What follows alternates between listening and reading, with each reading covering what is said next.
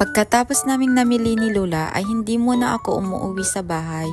Dito na ako pinapakain ni Lola ng dinner. So magluluto na tayo ngayon ng aming dinner.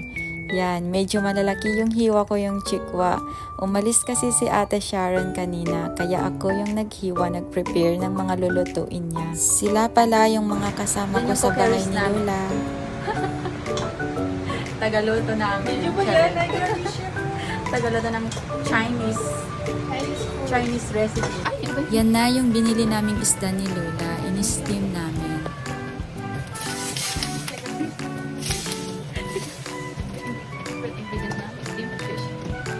The best coconut is in town.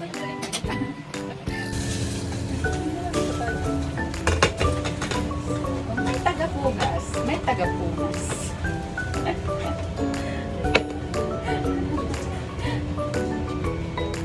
Diba? At kung may tagapunas, meron din tagahan. Say hi. Lilingon pa talaga doon.